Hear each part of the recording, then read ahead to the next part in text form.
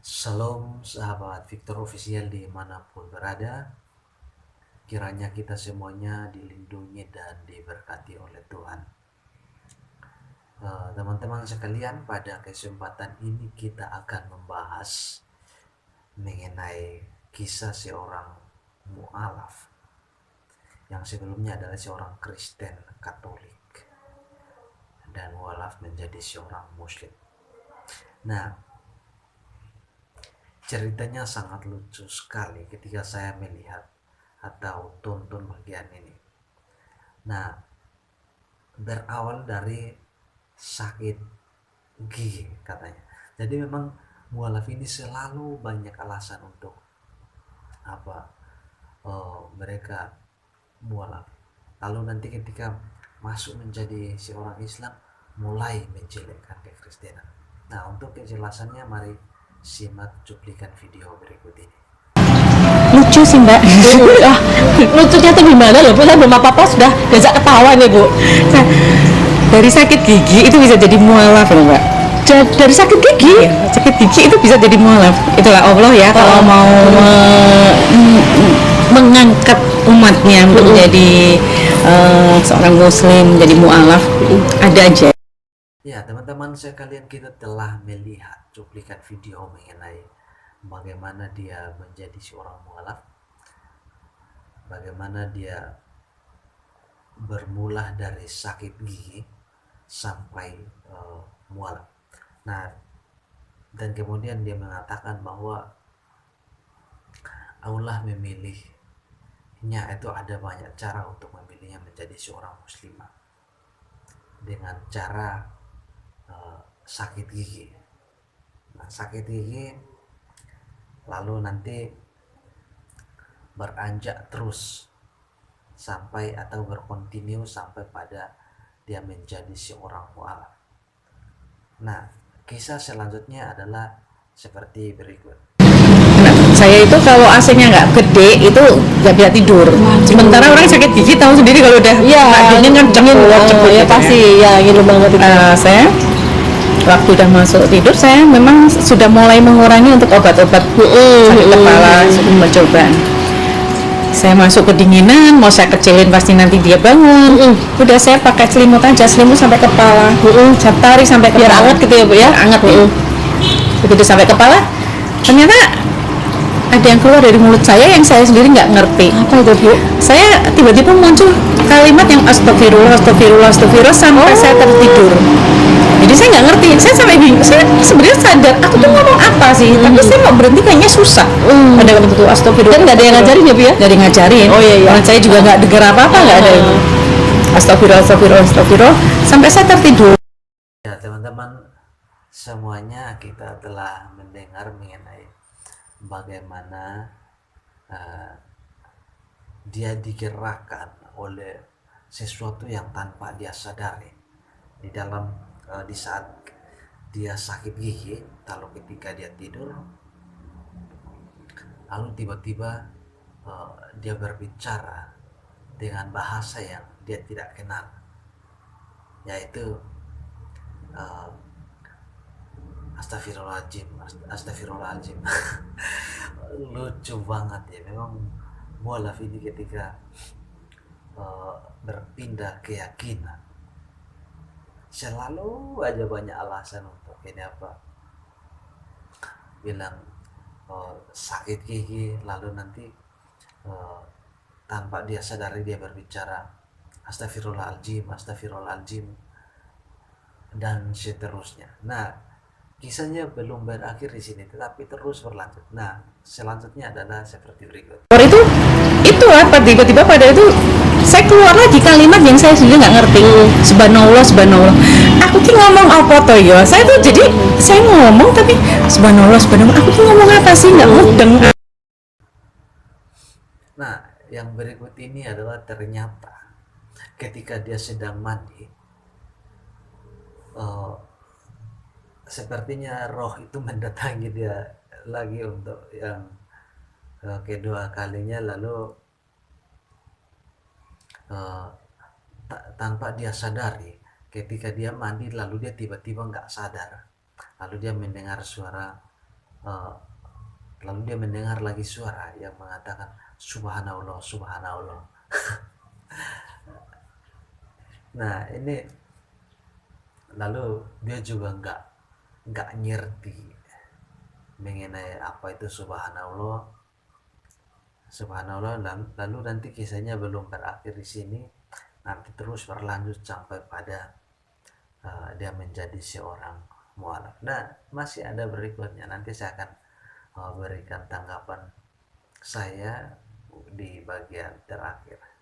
Bisa gereja sampai 4 minggu ke gereja itu saya sudah nggak seperti dulu lagi ke gereja buka kitab suci Injil nggak apa semangat gitu lah kan ya, gitu. bukan nggak semangat, saya tetap ini Tetap datang ke cuman gereja. saya itu buka kitab suci tidak seperti dulu. Kalau saya kan ayat ini langsung ya Matius Yohanes gitu aja, itu saya udah kayak orang linglung, buka itu nggak kepegang.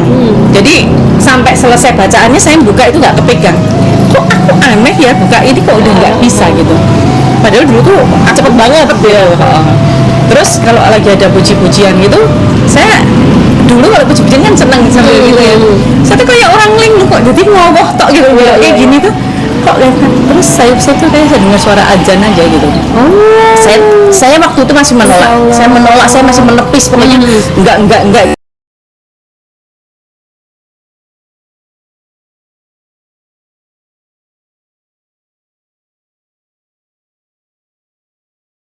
Nah teman-teman, ini adalah bagian terakhir, lalu nanti bagian terakhir ini yang nanti selanjutnya dia akan bersyahadat dan menjadi seorang muslimah. Nah saya juga setelah ini akan memberikan komentar saya mengenai menyangkut isi dari videonya. Nah cerita terakhir adalah bahwa ketika dia sudah mendapat semacam pengilhaman gitu ya, lalu dia masih tetap pergi ke gereja. Lalu ketika sampai di gereja, suasananya itu mengubahkan dia yang dulunya adalah suka membaca Alkitab, lalu ketika tiba-tiba membuka Alkitab jadi tidak bisa. Lucu sih, mau buka Alkitab aja tidak bisa ya. Lalu tapi itu adalah pengalaman pribadinya, dan kita tidak mengalami hal itu, dan kita entah itu seperti apa ya, itu urusannya dengan Tuhan. Nah saya lanjut dulu ya. Lalu ketika ada puji-pujian, dia katanya yang dulunya ketika puji-pujian goyang gini-gini, lalu tiba-tiba itu berubah suasana, jadi dia menjadi seorang yang linglung ya seperti yang dia katakan juga sendiri. Lalu ketika dia memaksakan untuk memfokus mendengar itu, yang dia dengar bukan itu, tetapi yang dia dengar adalah suara azan ya. Nah teman-teman sekalian, untuk memilih menjadi seorang mu'alaf atau berpindah keyakinan ke agama manapun, ya saya kira itu adalah urusan pribadinya sendiri dengan dirinya sendiri dan juga keluarga. Dan karena memilih sebuah agama itu juga merupakan jaminan negara menjamin untuk setiap warga negara menganut agama dan kepercayaan masing-masing ya. Jadi negara menjamin itu. Namun yang saya mau komentari di sini adalah pertama, bahwa dia tidak memiliki pemahaman yang benar mengenai imannya sendiri. Dia tidak percaya bahwa juru selamat satu-satunya hanyalah Yesus. Lalu dia mungkin percaya bahwa kekristenan dan Islam mempercayai Allah yang sama. Nah, saya mau bilang kepada teman-teman yang mendengarkan saya pada saat ini, saya mau katakan bahwa kita tidak menyembah Allah yang sama. Kita tidak menyembah Allah yang sama. Jadi jangan pernah mau dibodohin oleh siapapun dimanapun kamu berada dengan mengatakan bahwa oh kita menyembah Tuhan yang sama, hanya jalan yang berbeda, tetapi tujuannya adalah satu. Itu bohong, itu stupid, itu tidak benar. Dan jangan pernah percaya itu. Jangan pernah percaya itu. Jangan pernah percaya itu. Sebab juru selamat satu-satunya hanyalah Yesus Kristus. Nah, seperti yang tadi di awal, di mana dia mengatakan bahwa dia ketika Allah memilih seseorang, ada banyak cara untuk Allah memilih dia menjadi seorang muslimah. Dan yang saya mau katakan di sini adalah teman-teman sekalian yang mendengarkan saya, hanya ada satu pilihan ketika seseorang meninggalkan agamanya yang sebelumnya, entah dia Kristen, Protestan, Katolik, Hindu, Buddha, dan Konghucu dan sebagainya.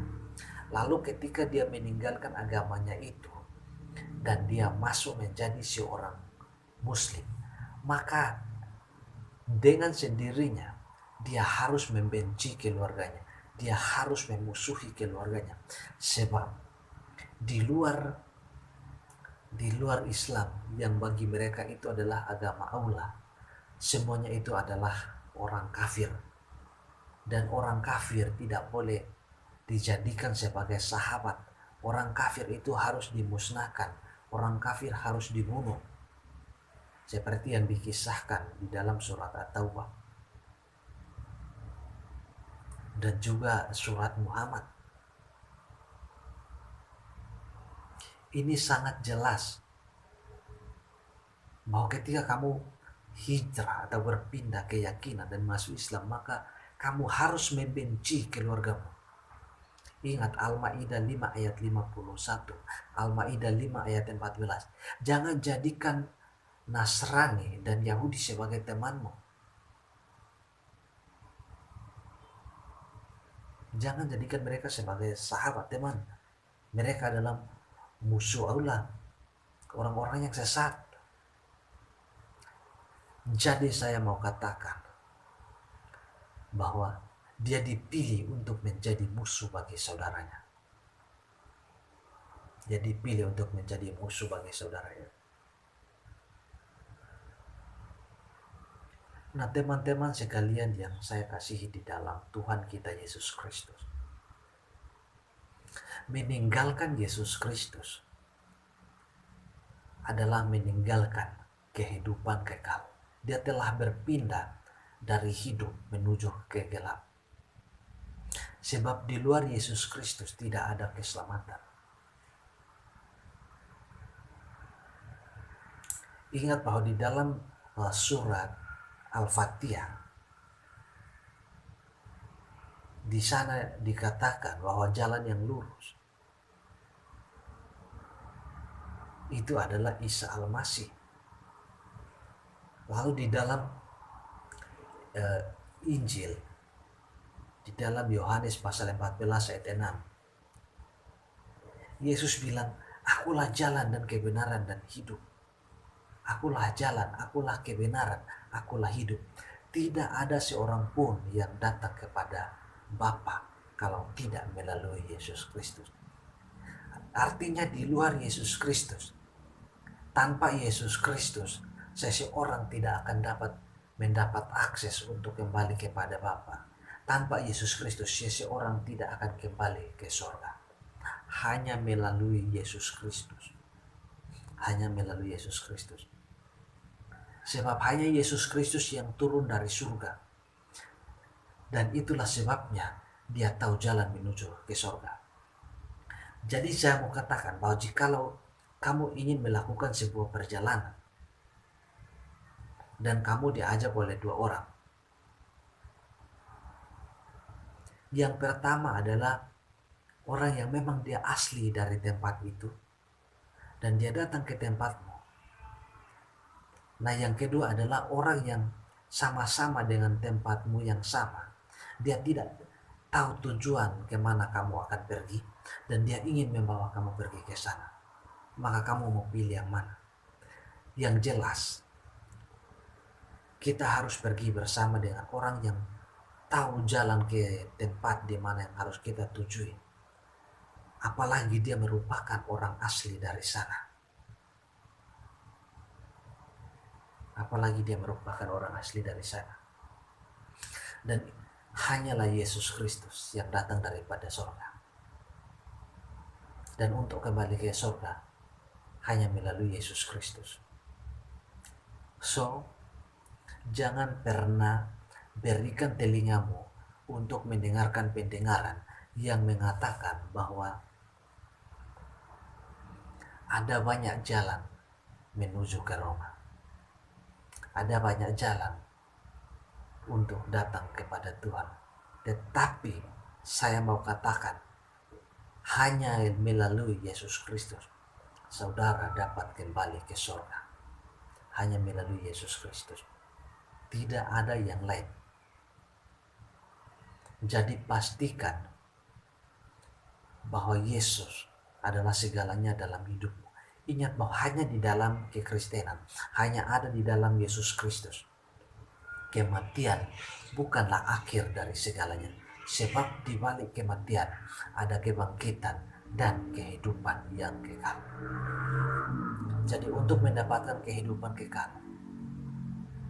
hanya di dalam kekristenan, hanya ada di dalam Yesus Kristus. Di luar Yesus Kristus, seseorang pasti akan binasa.